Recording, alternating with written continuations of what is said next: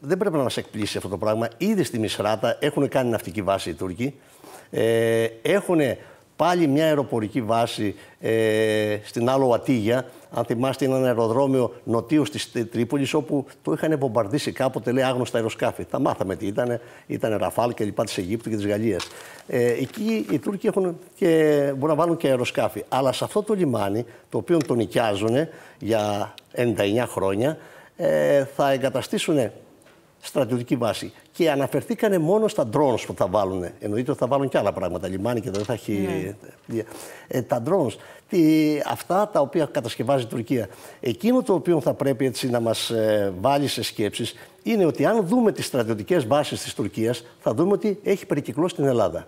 Αν βάλουμε ότι έχει στρατιωτικές δυνάμεις στο Κόσοβο, έχει στην Βοσνία, έχει αεροπορική και ναυτική βάση στην Αλβανία. Λοιπόν, έχει στην Τρίπολη και αν πάμε δεξιόστροφα, μάλλον αριστερόστροφα, θα δούμε ότι έχει στο Κατάρ, στη Σομαλία, στο Αζερμπαϊτζάν, στην Κύπρο βεβαίως, ας πούμε, και βλέπουμε ότι έχει περικυκλωθεί η Ελλάδα. Αυτό τι σημαίνει? Σημαίνει ότι μία πρόσθετη απειλή. Η απειλή, η επικείμενη απειλή, η ενδεχόμενη απειλή να το πούμε, δεν είναι εξ Ανατολών πλέον, είναι και από τον Νότο, είναι και εξ εκδισμών.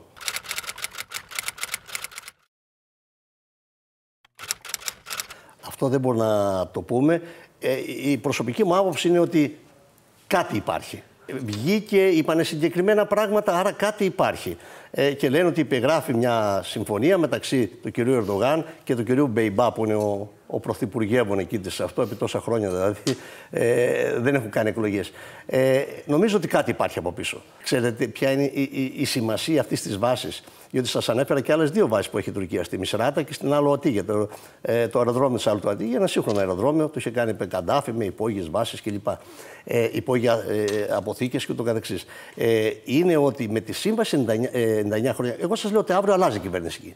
Και αναλαμβάνει ο Χαφτάρ, η Ανατολική Λιβύη, που λέμε. Δεν θα μπορεί να διώξει τους Τούρκους. Τις άλλες δύο βάσεις μπορεί να τους διώξει. Γιατί είναι μίσθωση πλέον εκεί. 99 χρόνια. Που σημαίνει για έναν αιώνα η Τουρκία θα έχει πόδι στην Ανατολική Μεσόγειο. Και το λένε οι Τούρκοι. Με δικά μας οπλικά συστήματα κλπ. Θα ελέγχουν την Ανατολική Μεσόγειο, θα διασφαλίζουμε τον πλούτο των καραβιών, τους εμπορευματικούς οδούς και το καθεξής. Αυτό όμως είναι κάτι που ενοχλεί και την Ιταλία και τη Γαλλία που έχουν στην περιοχή και φυσικά την Αίγυπτο. Δεν θίγει μόνο εμάς που βλέπουμε, όπως είπαμε, επικείμενη απειλή, διότι όπως πολύ σωστά αναφέρατε, είμαστε σε μια περίπτωση νηνεμίας αυτή την περίοδο. Αυτό όμως δεν μας προδικάζει το μέλλον, ότι μετά από 5-10 χρόνια οι σχέσεις θα είναι ρόδινες και καλές. Είδατε τι συνέβη τα προηγούμενα χρόνια εδώ. Ερχόμαστε εδώ και λέγαμε αυτά τα πράγματα. Και αν θυμάστε, σας είχα πει ότι μας περικυκλώνει η Τουρκία με αυτές τις βάσεις.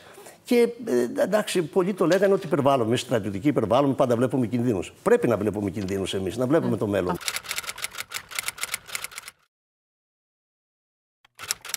Η Αίγυπτος είναι ένα πολύ σοβαρό κράτος. Γι' αυτό ήταν και ηγέτιδα δύναμη του αραβικού κόσμου και είναι ακόμη.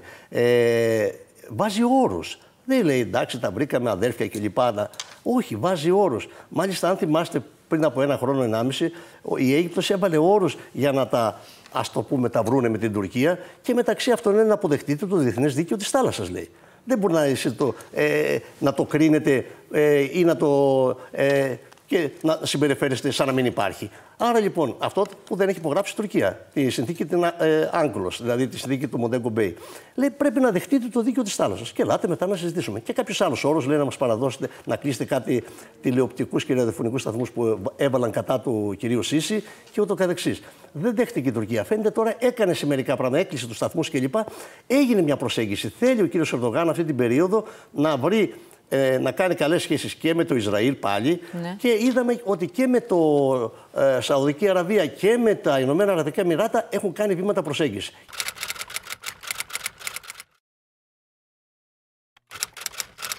Λοιπόν, αυτή η προσβολή των ρωσικών δυνάμεων εναντίον ενός εμπορικού πλοίου κοντά στα χωρικά έδατα της Τουρκίας βάζει σε προβληματισμό τις σχέσεις Τουρκίας και Ρωσίας. Εγώ πάντα έλεγα ότι αυτή η σχέση είναι ένας αραβώνας εξ ανάγκης. Δηλαδή τα συμφέροντά τους εξυπηρετούν και καλά κάνουν οι χώρες. Τα συμφέροντά τους πρέπει να εξυπηρετούν. Αν προκύψει κάτι, θα δούμε ότι θα χαλάσει αυτή η σχέση.